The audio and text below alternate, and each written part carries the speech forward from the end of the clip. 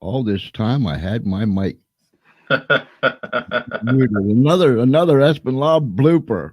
got it. I'm used to running off the other console instead of this thing here. But we welcome you. You did hear the music, didn't you, Ed? I did not. Oh, you didn't even hear the music. I didn't. Okay, all right. So here we set. But nonetheless, we want you to come in. We're live. We're live, and you are with us tonight.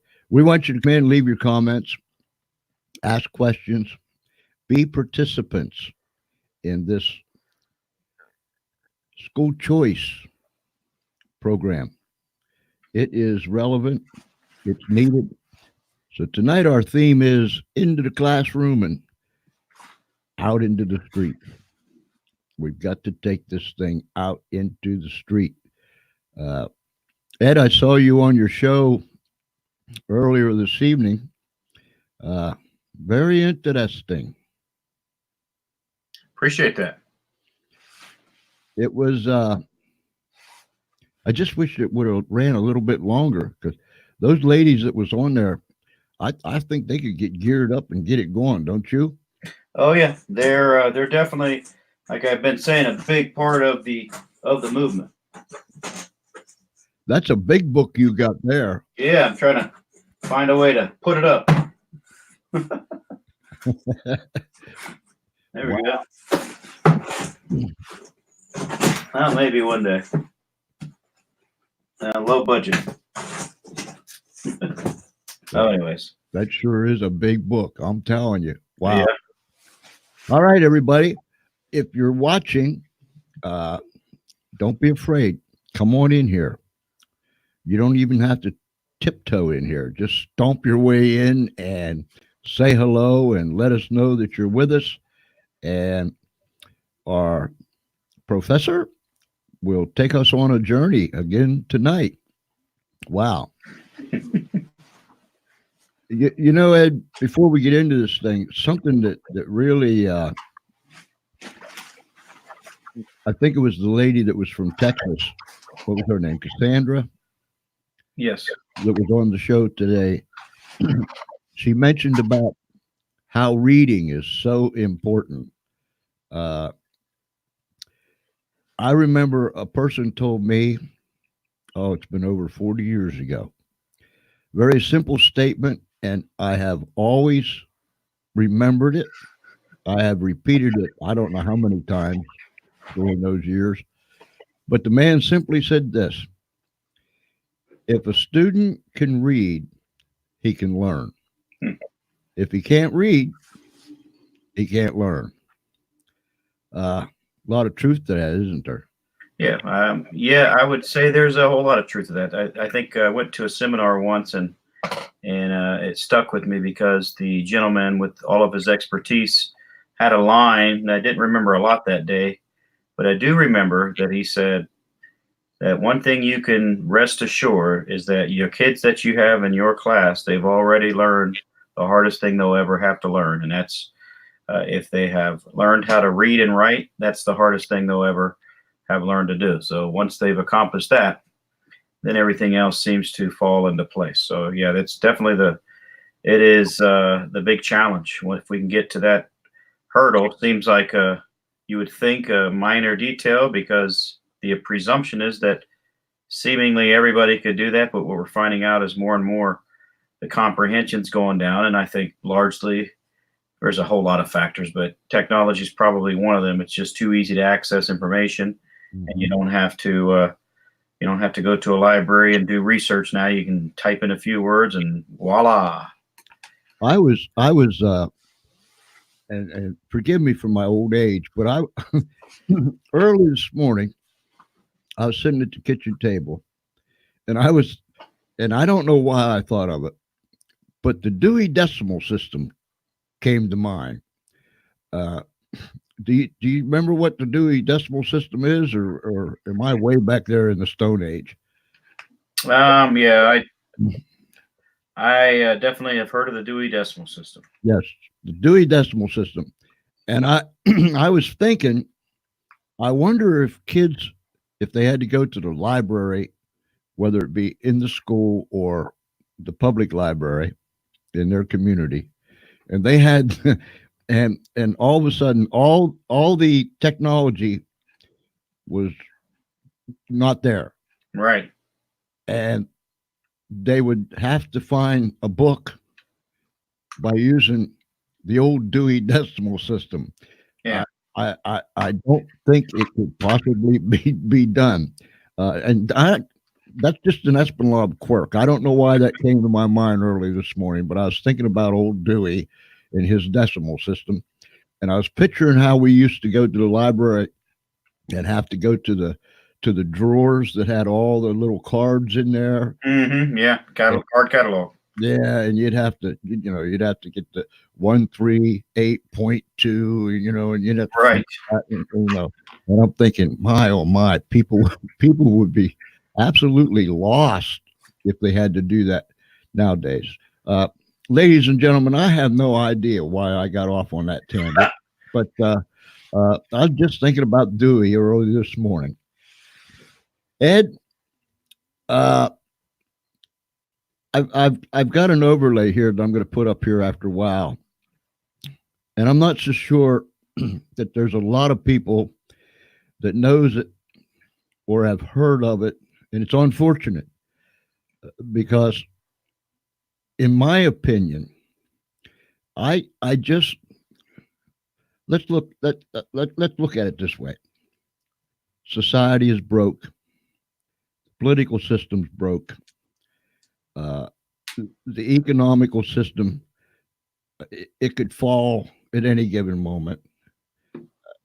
Everything seems to be broke. Hmm. But I think that in this day and age in which we live, and I try not to be negative, but I try to be a realist. It's almost like the days of Noah. They were eating and drinking before the flood came, and then it was too late. Uh, I'm afraid there's too many people that's caught up with the things that's taking place and all the things that people are involved in nowadays. And we're moving faster than a speeding bullet to really understand what is taking place and what has taken place over the last 50 years.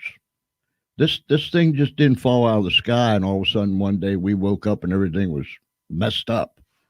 Uh, Censorship with our speech and this and that and all the other things.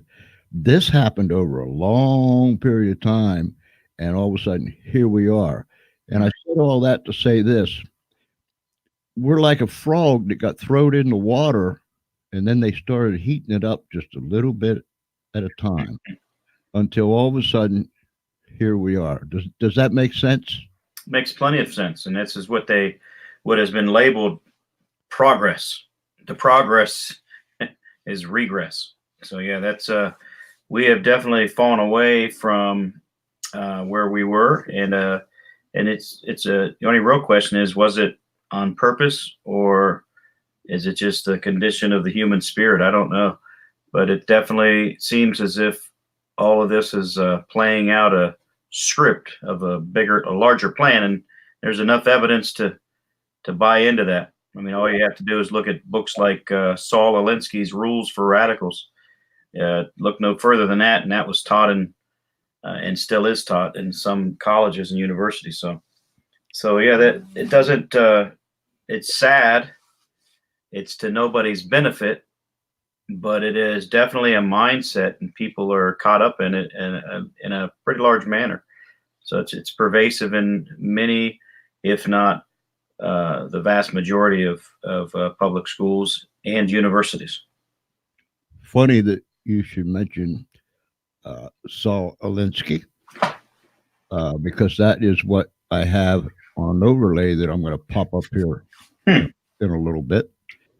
This thing has been well orchestrated, scripted. The curtain went up or the curtain went down, whichever way you want to choose to look at it. But little by little, the stage has been set, And here we come down the road a little bit at a time. I'll give you one example and then I'll shut up. Uh, 40 years ago, in 1980, it was either 80 or 81. 40 years ago, I was in Uniontown, Pennsylvania, just down the road from Pittsburgh and just up the road from Morgantown, West Virginia. We had a Christian school there. We had 50 students. Down the road and off to the left was another Christian school. They had about 150 to 200 students. And it just so happened that we went to a Christian educators convention that was held in Harrisburg, Pennsylvania. When we were there, in fact, the last couple hours of the convention, the last day, someone went to the podium and made the announcement. Of course, we're in Harrisburg, Pennsylvania. That's the capital of Pennsylvania. Mm-hmm.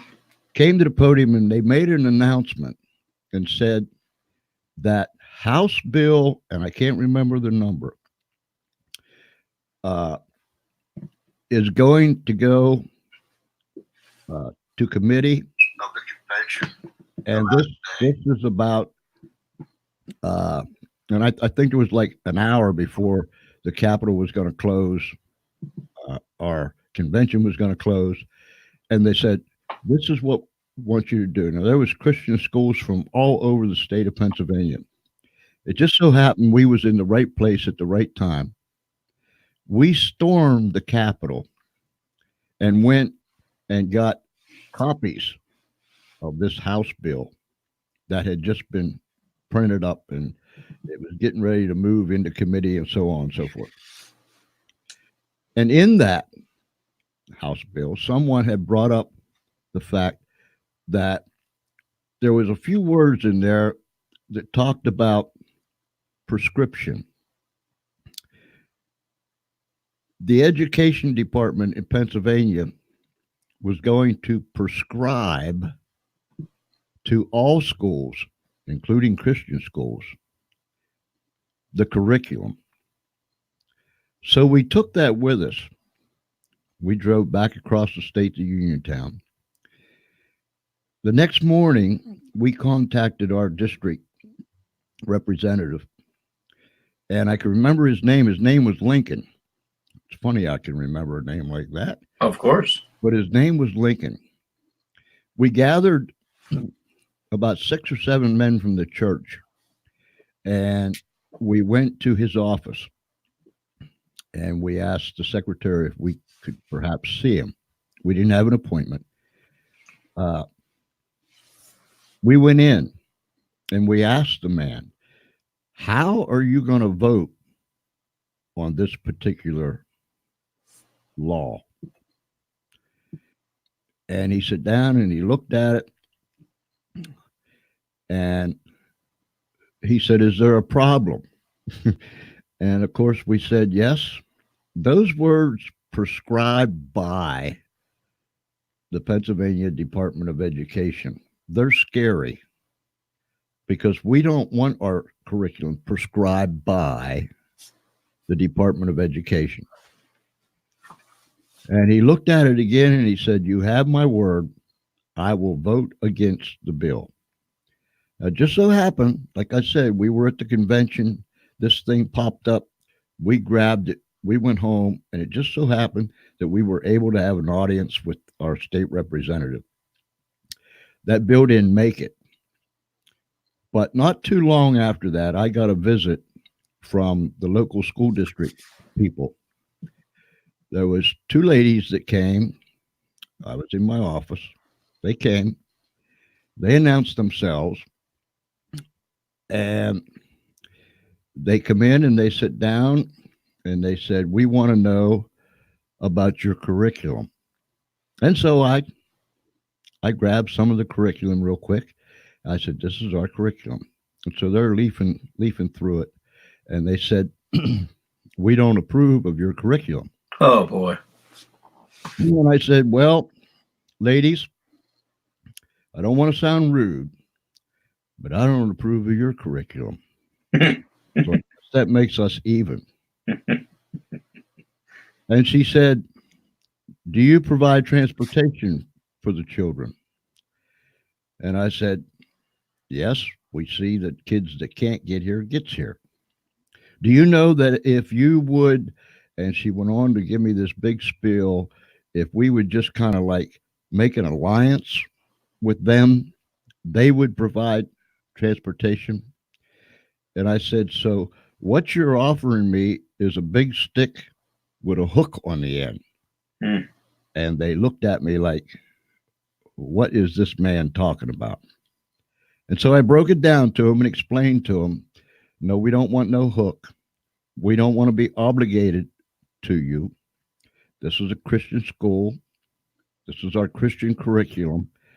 And this is the way we're going to stay. Needless to say, they stomped out of my office. I mean, they were mad. They're mad at me. Stomped out of my office. And fortunately, I didn't hear from them again. Now, back then, Ed, each student's head in a public school was worth about $1,250 as compared to what, 12, 13,000 a head now, somewhere in that area. Yeah, it just depends on the state, but yes. So I said all that to say this. That was 40 years ago. And here we are 40 years up the road. And the Christian schools are still existing, but the Christian schools are having to fight for their existence more now than they ever did before. Do you find that to be true? Well, what's going on is a lot of Christian schools, Catholics and Protestants alike, they have schools, but that are taking, let's say, state money to get to for kids that are exercising school choice. Well, that money comes with strings attached, and the strings attached are things that force the school to violate basic Christian tenets. And so it's they have to basically compromise their beliefs in order to have kids attend the school. And then on the other hand, like in our state, in Delaware, there are no vouchers. There is no money to win it from a student that leaves a public school and goes to a Christian school. There's no money that comes with that kid. So the parents are paying the whole 9 yards for that kid's education. So we're between a rock and a hard place. There was a lady that that posted something on Facebook the other day, or you posted it, and I don't know if you remember it or not, but it went along the lines of the Christians need to wake up. When are we going to stand up and be noticed? Do you remember that post? And then a whole lot of people started to reply. Something like that, yeah. And that's exactly my sentiments. We definitely are. It is the time to get walked all over is over. It's time to stand up. We got to make something happen now. In your book, that 5th chapter was quite interesting. Was that the Darwin Yes chapter? Yes. Could you touch on that a minute? Yeah, that Darwin, as we know, is the guy that gets credit. He's not the guy that had started this so-called theory of evolution. That's not really a theory, but Darwin. The consequence of what Darwin popularized, a non-scientist popularized a theory that has a whole lot, and of course the original title of it is very telling. But Darwin had a huge effect on those like the eugenics movement that inspired Adolf Hitler Joseph Stalin, Mao, Pol Pot, and so on. And it has a whole lot of consequences as it is approached in the public school as well. And so what you have are people that, whether they are subliminally pushed to believe in this concept that there's these tiers of human beings. We are, so there's the lower, then there's the middle, then there's the upper, and it depends on how much evolved you are as to how likely you are to succeed. And of course, then there's other words that have been come from that, like social Darwinism and so on and so forth. So the word has a lot of consequences, that kids are growing up believing that they're an accident, that they're just another animal, that it's not about the soul, it's about your materialistic, your materialist, that it's all about not higher power. It's we are in charge. We're the gods of the earth, and in a sense, because we are the most we are evolving yet.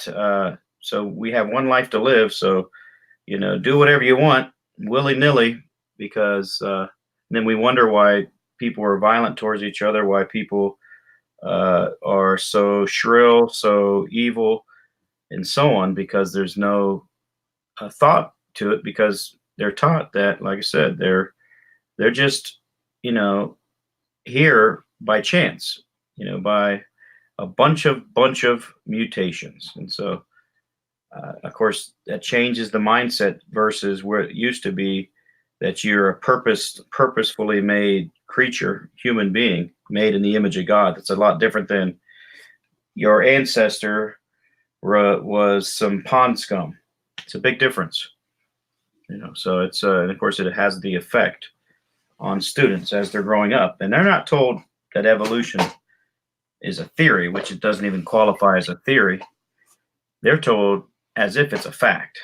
And so that, and again, of course, that those that are Christians, if they were in the public school as a Christian, how many years have they been told that Christian book is old-fashioned, not relevant, and that the science that they're learning is more important and more valid?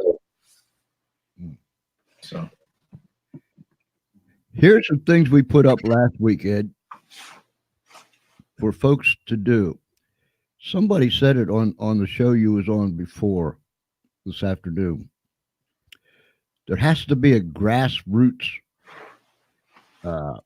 movement take place.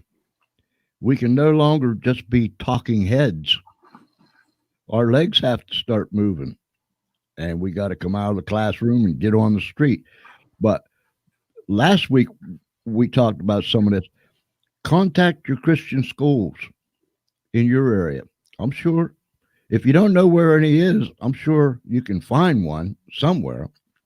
And then do this. Go talk to the pastors, the administrators, the teachers, and just listen to them. I'm sure that they would be delighted to have you come and talk to them. Ask them about their school. Maybe you have kids in that school. And next week, Ed, we're going to have with us a pastor that's right down around the corner. mm-hmm. And we're going to have a lady that has a child in that pastor's Christian school. And so we're going to be able to actually hear from a pastor that is, and he has a thriving church and he has a thriving school. But we're going to listen to his heartbeat next week. But talk to these pastors and administrators. See what you can do to help. See where they're coming from. See how they feel.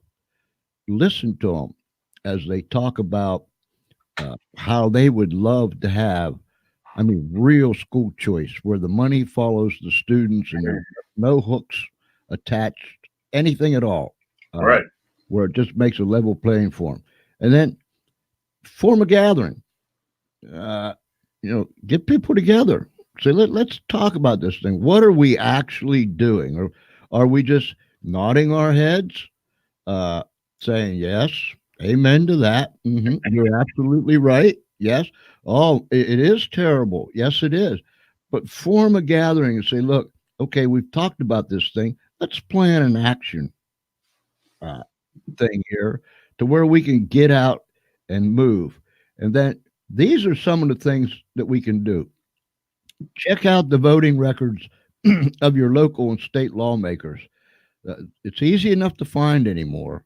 Just go find out how they're voting on certain issues and certain things, and then call them up. Contact the local school boards, the state legislators to see where they stand, and ask them, why isn't this thing moving? Why isn't it in committee? Why isn't it brought onto the floor? Uh, and if it gets shot down, why can't we wind it up and do it again? Why can't we make the constituents out here aware of what's going on? So there's a lot of legwork that needs to be done, right?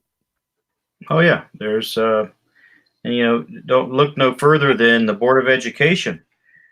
Complain there first. Then when you figure out that they're not going to do anything, then you move on to get some politicians involved. Even if you live in a town or what have you that doesn't have, let's say, a good representation of anything other than the people that are in the pockets of the union, maybe you can turn to uh, you could find someone in that party that you maybe it has an open mind, because honestly, statistically, school choice, for example, is thoroughly popular with every group.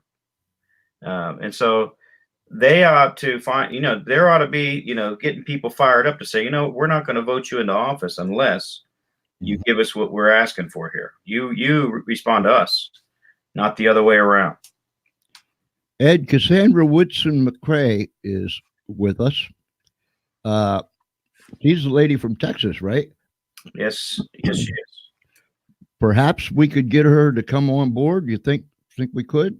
Yeah, she hopefully she's can join us in this discussion, and we can get this thing fired up. Cassandra definitely has a lot of big ideas. I mean, big ideas. And Yeah, I tell you what, I'd love to help her make those big ideas come true. yeah. She, I listened to her on that interview, and my oh my, uh, I thought, wow, these two ladies, the two ladies that was on, if you gave them some time, they could get something done here. Uh, so if we could bring her in, uh, Mhm. even if we have to send her a new invite uh, link or whatever you got to do, uh, she's more than welcome to come on in. I hope she does. And then there's this lady, you know I think I do. her. uh, and then there's Eric Johnson and Cassandra said, I'm listening in. Yep. Uh, you're welcome to come in, Cassandra. Uh, and Ed said, join if you can. Uh, let me put this up while we're talking about this thing here. Can you see that, Ed? Yes, I can very clearly. Are we playing right into their plan?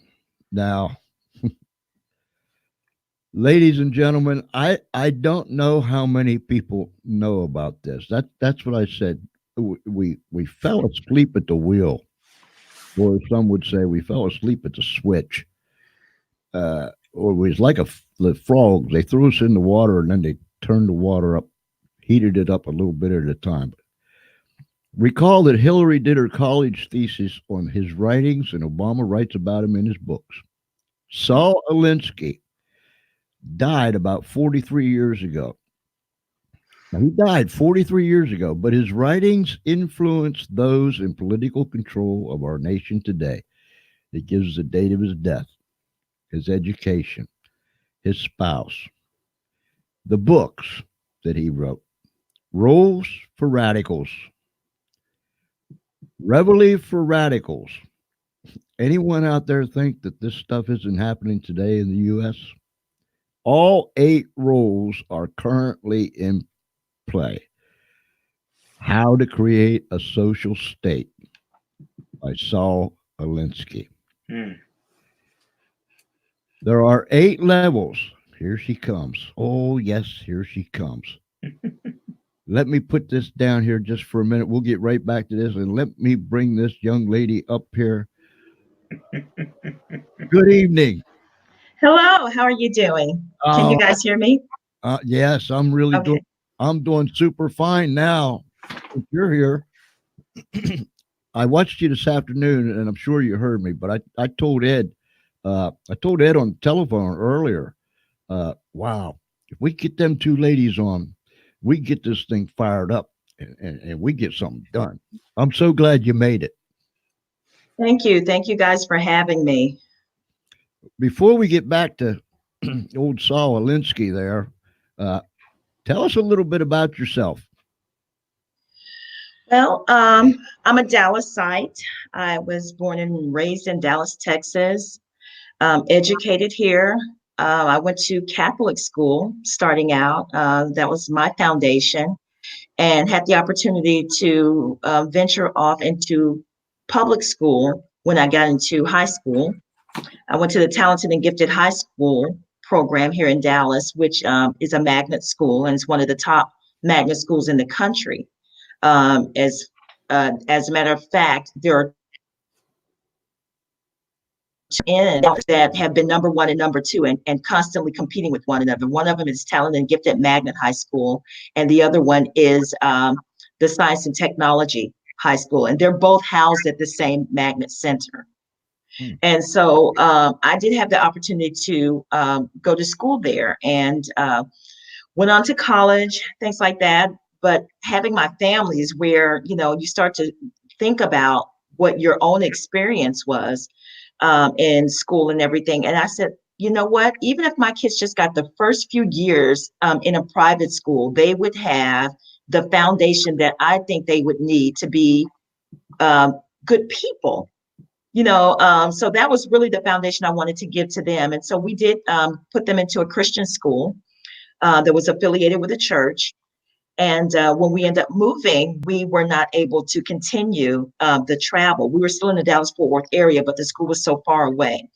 So I tried them in a public school in the public school district here. Um, and that brings up another story, because I've been in constant discussion today, all week long, actually, with the ex-superintendent of the school district here about some of these very issues.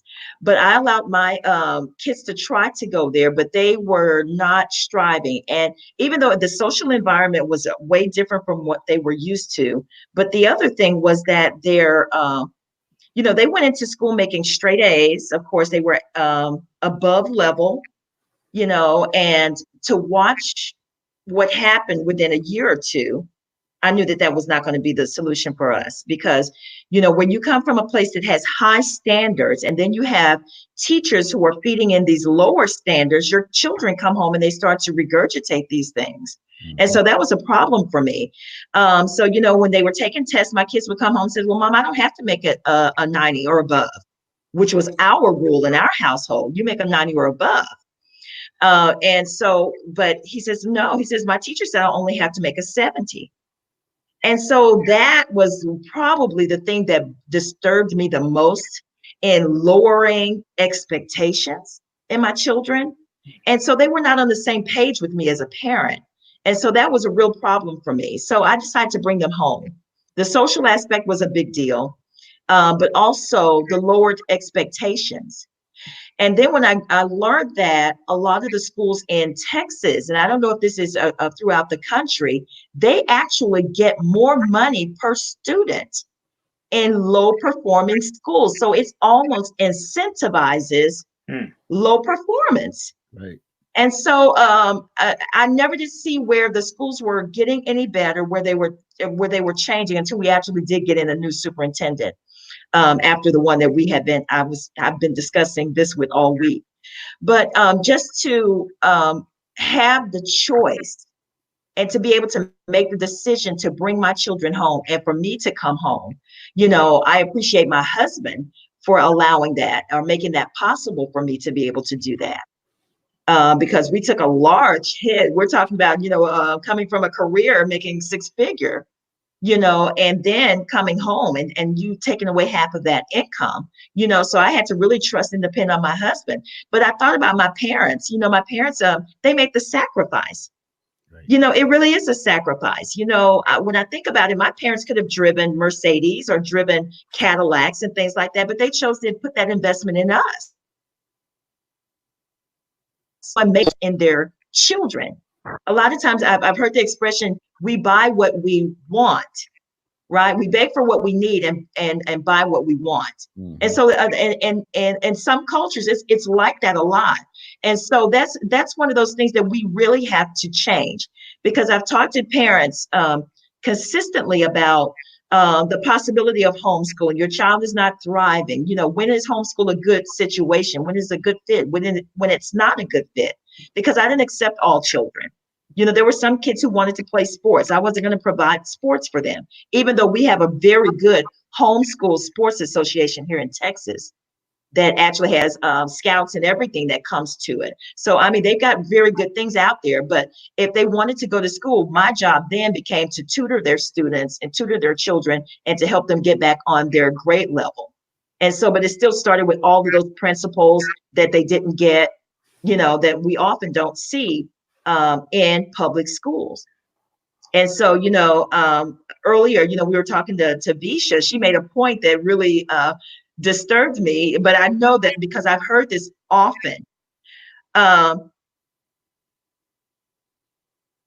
principal is a parent. And I can't remember one time ever, and maybe you guys can tell me whether or not you've experienced this. When I went to school, did I ever have to come home and ask my parents to help me with my homework? Did I ever have to come home and depend on my parents to teach me what I learned in school? That was never an issue for me. I never once came home and asked my parents to help me with my homework. So there's some disconnect there in putting the burden and responsibility on parents. And if we're going to have that burden and responsibility already, you may as well school your own children, right? So that was an issue for me. I never understood the blame of parents, because that's not the parents' job to educate. You've assumed that role, right? And so that was an issue for me. But that's why I ended up homeschooling my children. Homeschooling my children led to other parents saying, oh, so you homeschool? Because they didn't have that option. Some may have been single mothers, maybe two-parent homes that had to work. In this day and age, there's not that many two-parent homes that can afford to allow one parent to take on that responsibility. So, but I did have parents who came, and not only did they send their children to me, they paid tuition. They paid tuition, which was awesome. And I was able to do that for 10 years. So now I'm on my last child. My son, my youngest is 17, and he's preparing to be a firefighter. And he's going through, by the time he turns 18, he'll be prepared to take his test and prepared to do his CPAT. So he's doing his workouts and all those kinds of things as well. So, but that's the path that he wants to go in. And so that's the path that we've decided to choose. Because, I mean, we're looking at now coming out of the education system and what is actually out there. I don't know if this is an issue throughout. Well, I believe that it's an issue throughout the country, but I'm gonna speak particularly in the African American culture. There's not a lot of push towards math and science degrees. And it all comes back to not being able to do math and science, which a lot of the science is math based. So we had the issue here. And so when we brought universities here, even in the Dallas area, we didn't even have a decent public college here, a state college here in Dallas, as big as this area is. We had schools like SMU, we had TCU, we had UTD, we had these private universities that were excellent, but they were not affordable. And a lot of them are still liberal colleges. They were not colleges necessarily geared to, getting math and science degrees. So now, of course, we have our medical schools and everything, and those have started to elevate, but still we've got public schools that are not able to teach these things. The kids are not getting it. And what I had found out when the couple of years I tried to send my kids to public school, My son came home with a homework assignment that was regarding fractions. He was in third grade. The lady who was in the classroom said, I'm a reading specialist. They just needed a warm body in this classroom. And she didn't know how to do the basic math. So my son went in and he had all the answers, and she had him to come to the board to show the students how to work these fraction problems. And so it made me go into the school to find out what was happening. And I really felt sorry for her, because I don't like to necessarily blame teachers for situations like that. I don't know what they're recruiting. I don't know what pay or what the situation would have to cause something like that. But it was very disturbing to me. So she asked me to come in a couple of days a week to come in and help her to teach the math that those kids needed to know. And if you can imagine 1 year of having a teacher who can't teach you, what that's going to mean for the rest of your career after that. Math is stepping stones. If you miss all of your third grade math and you're not able to do it, how in the world are you going to survive fourth grade math? So it was really disturbing to me to see some of the things that were happening in public schools. And at that time, we were paying $5,000 or $6,000 per student. Now it's double that. It's up to $12,000 and $13,000 per student in these schools, and they're performing even worse. So, I mean, we're continually throwing this money at these problems, and the money's not the answer. And so that's where I am today. So if you've spoken with Ed at all, my thing now is, I feel in my spirit that God has really led me to start my own schools. My schools were wonderful. My kids really learned. I did not bring anything down. And as a matter of fact, majority of what I taught in the school was actually college level. So if they took algebra, we did intermediate algebra, which was a college level class. We used a college level Margaret Lyle textbook. So, it's that kind of thing. So if you're going to learn algebra in high school, what's the difference in learning algebra in high school and learning it for college? Right. Well, majority of them are word problems, right? And that's what the kids struggle with the most. So, I just, everything that came, if they can do it in college, that's basically what I was teaching them in school, in my homeschool. And so my kids they were very prepared, and I was not worried about any of them being able to be successful in college. And they have gone on to college and gotten, I usually make them go to junior college first so we can actually get them in, and everybody has a basis to know that they're capable of doing the work, which actually gave them, it served twofold. For them to go into college. So, you guys probably have heard of dual credit and things of that nature. So if they're going to pay for it, let's go ahead and pay for it. I'm not going to graduate you until you go ahead and extend, these perks that are guaranteed that they were able to do the work, right? And then I could graduate them. But not only that, colleges saw it do two things. It's like being a scholar athlete. A scholar athlete is able to get, they're more beneficial to a university because they actually split scholarships. The scholar athlete is able to use half of a scholarship and half of an athletic scholarship, which leaves room for another scholar athlete to take the other halves of those, right? And so they're not necessarily. And so when we see things like that, it's the same kind of situation. So when a homeschooler comes and they're able to do 2 years of college is paid for, then of course a college would take on the expense of their two remaining years. And that's what a lot of colleges do for homeschoolers.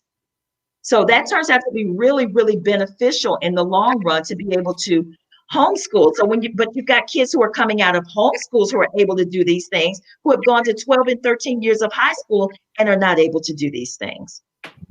So, I don't know. I can't say that I'm any better, any different than any parent. I might have had a lot more coming from my background just because of my career choice, my career path.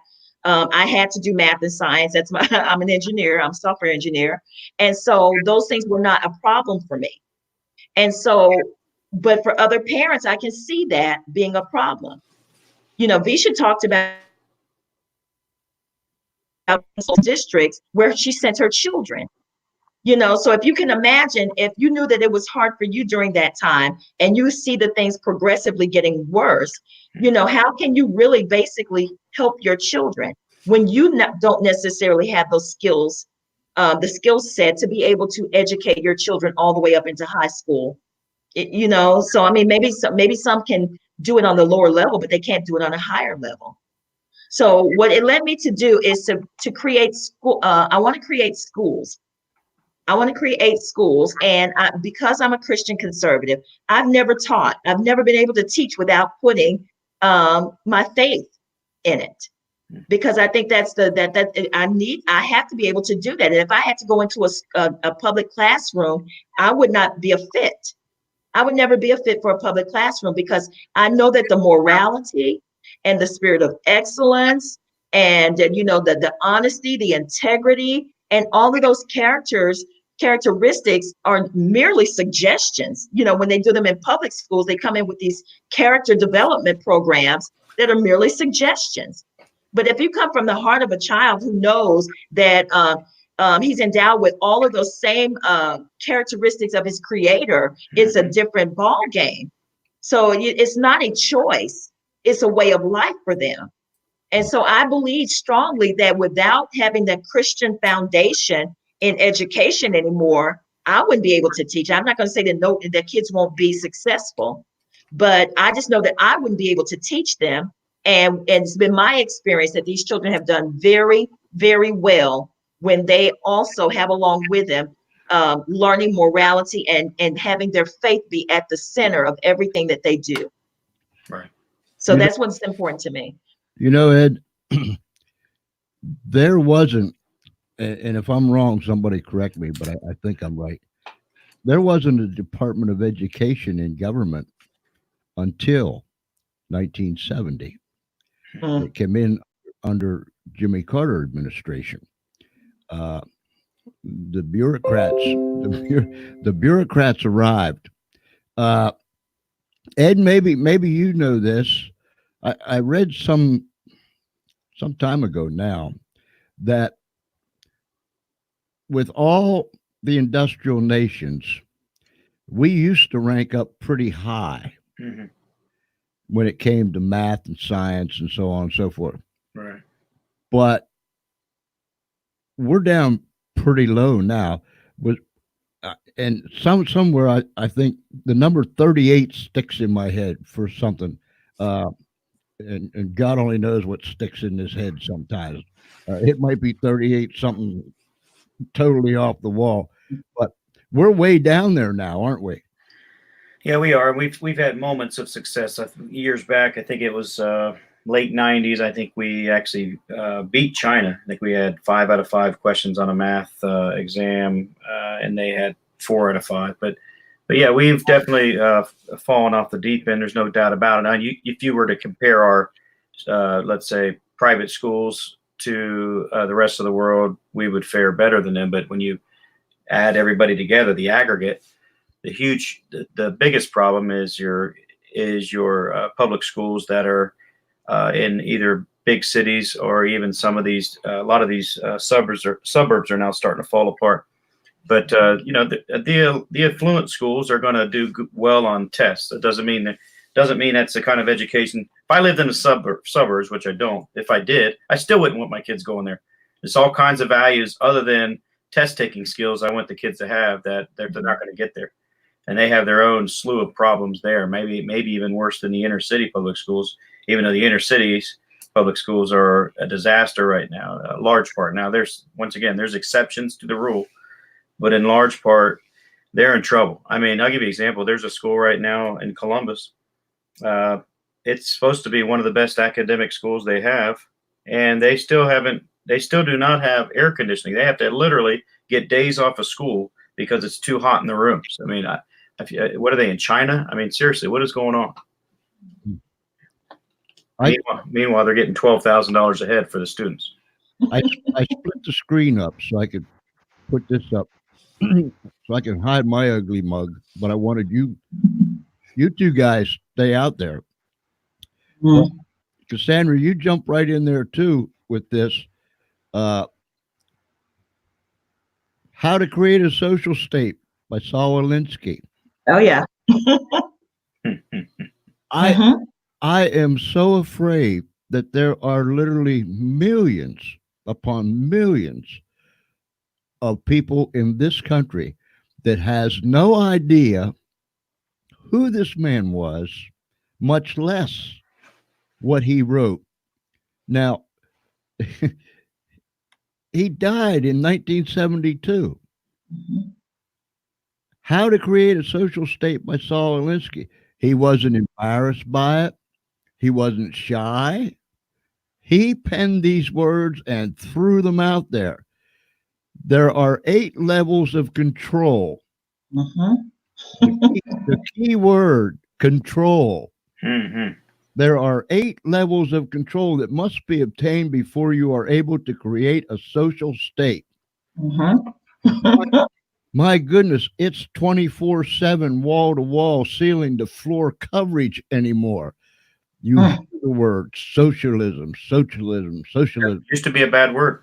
Yes, it Mm-hmm. used to be. The first is the most important, healthcare. And he talks about controlling healthcare and you control the people. Oh, that's so right. Wow. Poverty. Increase the poverty level as high as possible.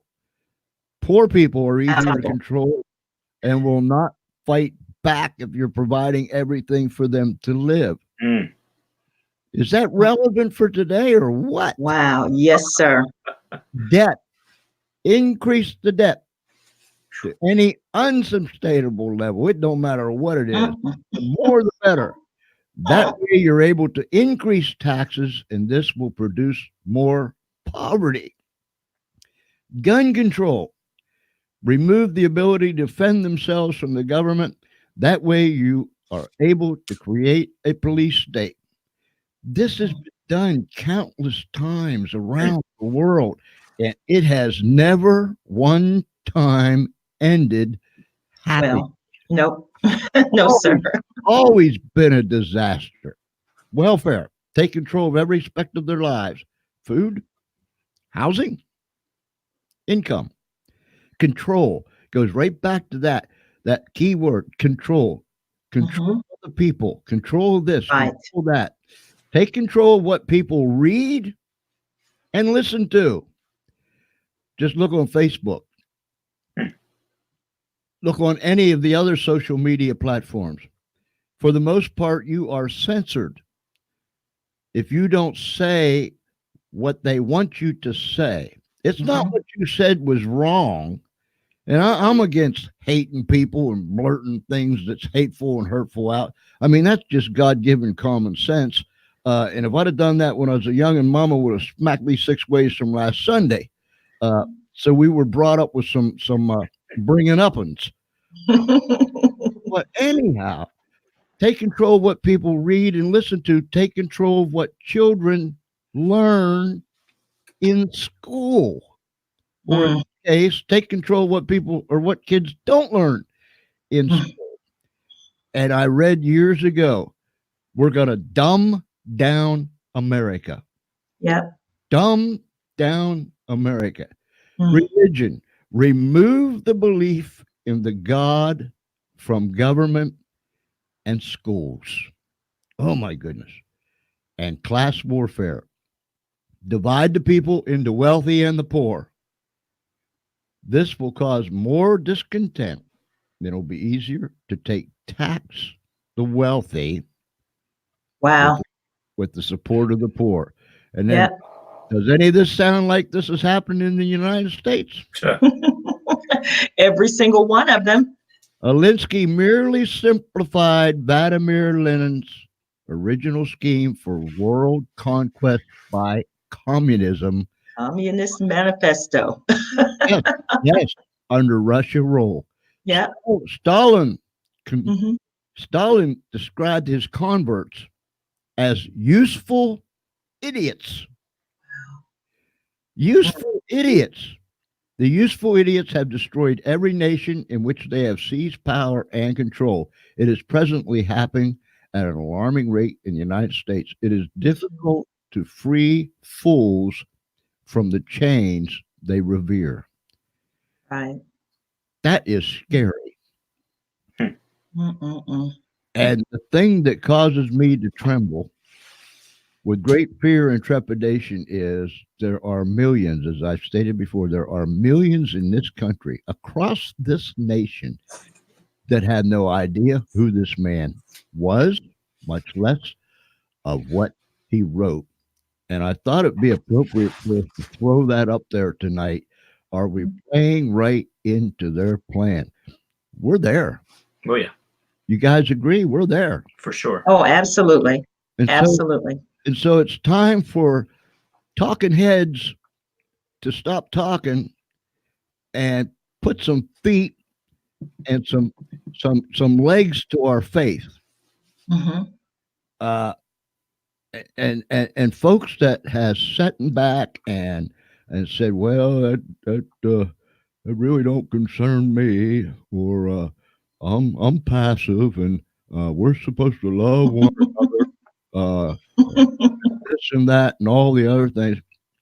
As far as I know, the scriptures that I've read tells us that we are to be an army. Why else would we not have to put on the breastplate of faith, Hmm. the helmet of salvation, the sword, which is the word of God? Hmm. Why would we have to get all dressed up like a warrior if we wasn't supposed to go into battle? And what do we do with the other scriptures? We don't fight against flesh and blood, but we fight against principalities and High power, places. Yes. darkness, yes, high places. And people, our heads are made of mush anymore. That there is a spiritual battle that's taking place in and around us. I mean, it is fierce. It is raging. If our eyes, if our spiritual eyes could be open tonight, and excuse me for lip dripping, but if our spiritual eyes could be open tonight and we could see the spiritual warfare that's taking place, it would knock us right off our chairs. Absolutely. We would stand in fear and trepidation of what we see is going on. That's what's going on, and that's what scares me to death. And I think, isn't there a man? Isn't there a woman? Isn't there a group of us that can stand in the gap and make up the hedge? It's our kids. It's our future. We lose our kids, we lose our nation. And right here, Saul Alinsky wasn't embarrassed. He wasn't worried about ruffling feathers. He wasn't worried about offending anybody either. Hmm. He just said, this is what it is. This is what I believe. This is what I would like to see. And this is the way it is. Why can't we be like that? I'm done. I'm done. I'm done. You guys take it. Ed, I'll let you go. Oh, no, I was just saying that I need to print this. Are we going to do something about this? He's spot on. I mean, that's exactly right. Are we going to sit around, or are we going to do something? And that's what I said. I appreciate the fact that we have. I think we have turned a corner in terms of people are starting to finally say enough is enough. And so now we got to use the momentum and get this ball rolling. Get more mass and start getting on regular TV.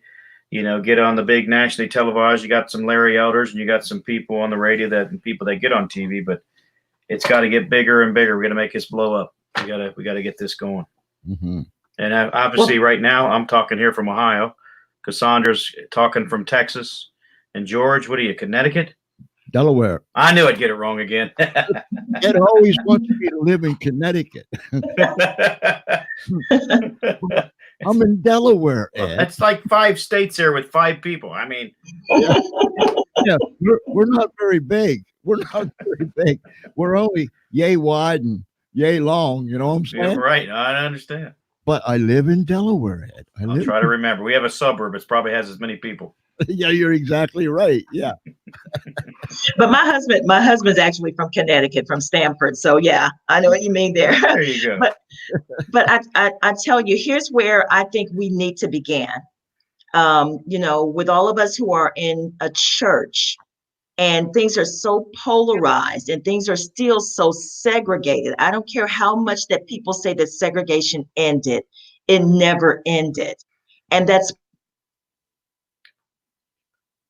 so I think that when the people of faith come together, even if I'm in a predominantly African American church, even if you're in a predominantly Caucasian church, we need to start going on the other side of town, getting together, having one-on-ones with each other, and going out there and ministering to the people. So not just when I say ministering, that's just the start of, we can minister to the people because of course that's what they need most. They need God most, right? And that's what, Don't get right.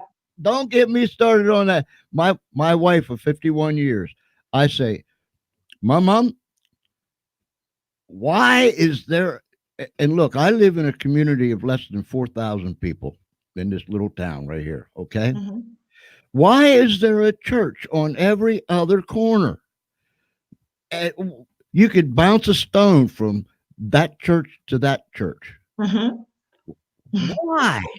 Why? I don't get it. What we sing the song when we all get to heaven. What a day! You ever hear that song? By the time we're going, it will be yes. What what are we gonna do? There's gonna be a little group over there, a little group over there. Uh, you know, we'll be over here, or we don't like to get along with you because this, that, and those and these. Uh, you're right. You're absolutely right. You got me fired up tonight. You got me fired up. Uh, uh, Well, I know for instance, like the Martin Luther King holiday will be coming up in January, and there was this. My parents' best friends were Jewish, and they get me every single year to go to this breakfast for Martin Luther King. And I just thought that was a wonderful way to start. If we could just get one white person and one black person to just kind of start to meet for lunch, meet for coffee, talk about the things, because you will really find out just how much you have in common. You have much more in common than you have in differences. And so until we get to that point where we can start to have those one-on-ones with individuals, come together and go into other communities, we've got to be used to being around one another, not believing all the stereotypes and the things that we see on television. I once wrote a reporter and told him, I said, I told him, well, first of all, he would never respond to me. I called him a racist and he responded to me. So the whole point of me doing that was just to get him to acknowledge what I was saying. So I told him if I watched his news every single night, I would hate Black people too. And so he didn't understand what I was talking about. I said, every single story that you have, I don't know anybody like that. Those people don't live in my community. They don't go to my kids' school. They don't go, or they don't live in, in our community. They don't go to the schools here. They don't come to our church. And if this is the only information that we're getting poured into us day in and day out, then there is a reason that you have a certain segment of people feeling that way about African Americans. They don't really know any. They don't really spend any time with them. Even when we say that we are friends, yeah, because you brought that up, that the class warfare is the thing that comes to mind, Yep. when we're talking about this. But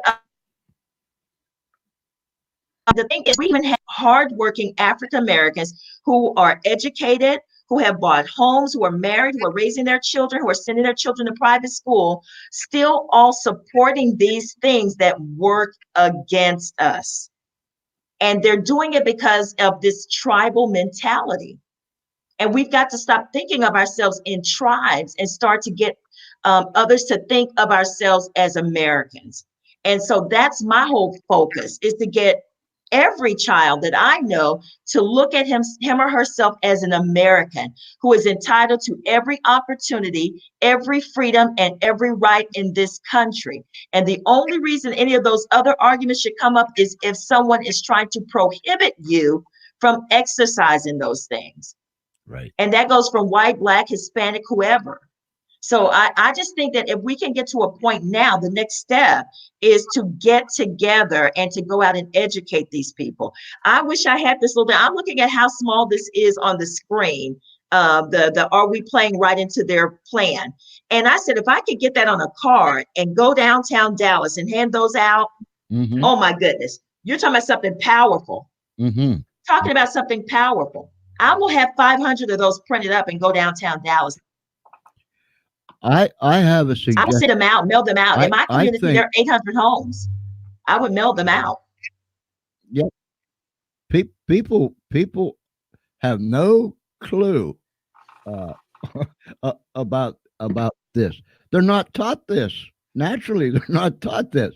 But here, going along with what you said, I think that everybody should, when they get up in the morning, regardless of some weirdo like me, I'm up at 3 o'clock every morning, wandering around and doing this and doing that. But anyhow, whether it's 3 o'clock in the morning or you sleep until noon, but everybody that gets out of bed, whenever they get out of bed, they should have to sing the song, Jesus loves the little children.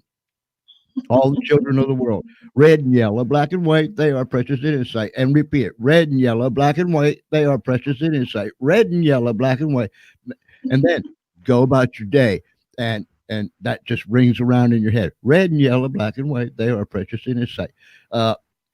In order for us to get something done. Now, look, these people that's on the left, far out fringes, they are living this right here that's on the screen. They're living it. They're breathing it. They're preaching it. They're sending it out there. And then we sit back and say, oh my, I'm scared. I don't want to do this. I don't want to go there. Oh no, I don't have the courage. These people aren't intimidated. They are the intimidators. And that's the wrong way to be. My goodness. We need let me pull this down real quick and put this up, and then I'm gonna I'm gonna get off of here. But Cassandra, here's what we did last week. We put up some marching orders for the troops. Put on the helmet of salvation, the breastplate of faith, get the sword, word of God. But contact Christian schools in your area and just make yourself acquainted with it. Go in and look around. Nobody's gonna bite you or throw you out. Them Christians, they're not gonna feed you to the lions. I'll guarantee that. Talk to pastors and administrators in these private schools. Find out what's going on. Form a gathering. Get people together and say, okay, now, instead of us being talking heads, we're going to make a plan and we're going to start walking with our plan. And then do this. Check out voting records of local and state lawmakers. I mean, they might run and hide from you, but you can find out what their voting records are. Just get on the web and go to that particular place, and you'll find out how they voted on a particular issue when it came down the pike, how they stand, so on. And then once you find that out, look them up, call them up, contact local school boards, state legislators to see where they really stand. They might run around the corner and hide behind the post, but you can run, but you can't hide forever. You can't hide forever. If we would be as bold as the other side, we might be able to level this playing field out pretty quick, don't you think? I absolutely do. Yes. And so I meet every once a month with the Republicans Club in our area. And so we have been acquainted with a group that's called Texas Scoreboard. So we can actually look on and see all of the voting records for each one of our representatives and senators here for the state of Texas. So, and I don't know if they're trying to go outside of Texas, but I know that I can definitely do it for Texas. And so we have sat there and called and for certain bills that have come up. And I would love to take this on. I don't know if there's anyone in our group that has. We've had some speakers that have come out and talked about school choice and things like that. But some of them are so to the extreme that they don't want any government involvement at all. So they don't want the state to collect any money or anything like that. So, well, that's a long way away. We've got to look at something that is doable right now. So, so the people I've seen are very extreme in taking government out of everything having to do with school, which I would love to do. But at the same time, then what do we do? What's the plan for that? So, I mean, I don't think there's anything that will help us be able to do something like that. But the biggest issue I have is when we have these voices, and we'll have someone who's willing to go out and speak and I don't mind going down to Austin, and I've spoken before the Texas Senate and all kinds of things. I don't mind doing that type of thing, but it can't be the Lone Ranger. It cannot be the Lone Ranger. That's And right. so I don't have to be the head of anything. I don't care about that. If somebody wants to take the reign and we all go out there together, if it's one of them, it'll be two with me. I don't mind that. But a lot of times, what I have found here is just so polarizing.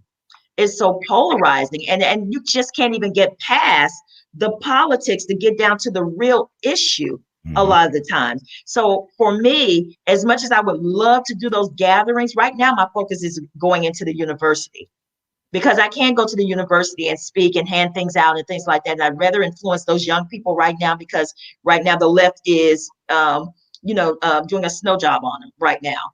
And so, I want to wake them up, because I keep telling them and explaining to them, nobody's going to college to be on welfare, right?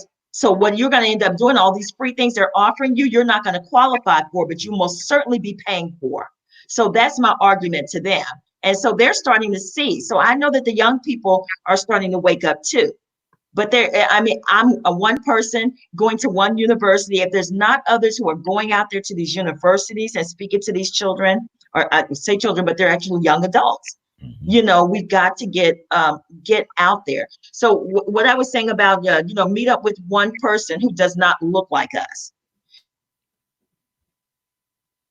Together, and it's more unifying. And I think people kind of relax when they see that two people who don't look alike, who are in agreement with something, can work together. And that's what I'm really trying to push out there. And then we can stand together the same way that, they were sent out 2 by 2, that one is sitting there and somebody's giving the gospel and the other one's praying, and that's the kind of thing that we need to be doing. So I'm looking for opportunities to have more people join forces, even if it's just two, me and another person, and we're doing this on a consistent basis. And then others start to do it. Then when you've got 5 coupled groups, then you can bring them together. Now you've got 10 people. And so that's where I am right now. So as January approaches, I really want to use that time, the Martin Luther King holiday, to ask every Black person, every white person, to do the same thing that the Jewish friend did for us and our family, to grab hold to that person. And I don't know if that's how my parents, and they became best friends. I've been to bar mitzvahs and everything. We've been to every event in their lives. I mean, we're talking about still, they don't miss a funeral. They don't miss a birthday party. We still are involved in their lives. And so that's what I'm hoping that will happen, so we can kind of unify. And so, and sometimes it just takes a simple conversation. Like you said, they don't know that this is happening, but somebody needs to tell them. And we can't make it about politics. We can't make it about size, because the walls and the fists are going to go up. Yep. But if we can utilize even this holiday that's coming up to at least launch it. Just launch it. One person who doesn't look like you, and start to meet with this person once a week, once a month, or whatever it is. And then we can start from there. It might even be difficult for you to find that one person who's willing to do it. Yep. But what I've learned is everybody wants to be heard. So if I just let that one person come and let them talk until to their heart's content, then I think that's what will bring them back the next time and the next time and the next time, is sitting there actually really truly listening to what they have to say. That's You right. know, so I would implore for you guys that you guys help me with that. I mean, if you when you know that holiday's coming up, we usually have that day off. You know, if you can and be with that person and make a date of that, you know, to go and do something, to have lunch, to have coffee or whatever it is, and sit down and just talk about whatever comes up, you know. When the whole issue happened with the Chick-fil-A, you remember the Chick-fil-A when they came and they stood for families, traditional marriage, Mhm. and we had the lines going around the building. I stood in the line with an elderly white man. And so we just started to talk. You know, I don't know what sparked the conversation, but I'll always say something, you know, just to spark a conversation with someone. But we started to talk, and the conversation came up. He says, you have children? I said, yeah. I says, well, where do they go to school and everything? And I said, well, I homeschool. And I mean, his eyes just lit up. He says, so does my daughter. She homeschools all of our grandchildren. We're so excited about that. And so we came together on the conversation about homeschool. Who knew that we would have that in common? So that's the kind of thing that I'm really trying to for one another, so that we're looking beyond skin color and things like that, which makes absolutely no sense to me at all, and can look and see the character and integrity and the mindset, you know, and the things like that, or the spirit of God in somebody's life. If we can get to that point. And so I just would like for everyone to find one, each one reach one, and we can do that, start out that way. Then some of us can start to come together. That's right. Professor, wow. Yeah, We've had a humdinger tonight. I think so. I think so. That's an Espinal word, a humdinger. We've had a humdinger tonight. Wow. Y'all got me fired up there. No, I don't apologize for it. No. But my goodness, this right here, please, people that are watching, people that will continue to watch because it'll be up on the show page, it'll stay up there. And people that'll continue to watch it, it's up on YouTube, it's here on Facebook. Remember this. Please remember this. We live in some dangerous, dangerous times. And ladies and gentlemen, boys and girls, friends, Romans, and countrymen, we're being hoodwinked. I'm telling you, we're being hoodwinked. And we better stop sandbagging and we better stand up, put that helmet of salvation on, get the gear on, get the gear on. Uh, you know, it's either fight or flee. Fight or flee. What are we going to do? There's no in betweens. We're going to do one or the other. We have two choices, and that's us. Two choices. Wow, Cassandra, I'm so glad that you was able to come on tonight. So am I. I really enjoyed it. I have really enjoyed hearing other people's perspective, and it's great to know that I'm not alone. Ed's become one of my great friends on Facebook, so I can count on him. I don't feel so by myself a lot of the time, but there are others who have started. When I started out, it was just me. Mm-hmm. So it's great to know that, you know, when we find each other, we have to support one another. That's right. That's right. And Ed, he is a good old boy. He really is. I think so. I've taken a shine to old Ed. You know what I mean? He he he's become a very, very good friend. He's a compadre. I'm telling you. And I call him the Beast. That's what I call Ed, the Beast, and it's a good term, the Beast, Right. because that man will climb on social media. I mean, like nobody's business. He's into Twitter and Facebook and this and that and those and these. He's everywhere. Ed Temple is everywhere. And ladies and gentlemen, there he is again. He wrote the book. And we've been having these segments since, I don't know, late summer, early summer, I don't know, but we're going to keep on having them. Next Tuesday night, we're going to have Pastor White, who is right down around the corner here, has a Christian school, and He has a thriving church. He's going to be with us. A lady from the church is going to be there. I hope that he brings the other fellow. I can't remember his last name. I can remember his last name, but if I try to say it out, I will tear it up. So I'm not even. So those people will be here. And then next Thursday night, Ed, who do we have? I think me. You and Dr. Come on, Ed. Dr. Hovind. Yeah, That's right. Yay. I had to remember that's on your show. That's usually a day I do mine, and I'm not doing mine. I don't think that day, so I'll be on yours. Yeah, but that's at 5 o'clock. yes, that's not your normal time that I'm on. That's at 5 o'clock. There's nothing normal about me, Ed. You know that. Whatever normal is. But anyhow, so we've got these shows lined up. Man, oh man, we have had a wonderful time tonight. Time sure goes by fast when you're having fun and you're all fired up. So that was our theme tonight, ladies and gentlemen. Into the classroom, out into the streets. That's where we got to go. And we've got to get this thing going.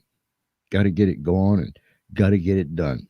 Because if we don't, just remember this right there. And we're going to leave you tonight with that right up there. That'll be the first thing people see when they go on to look at it.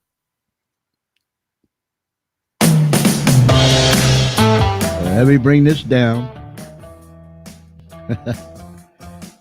Everybody knows when they hear that.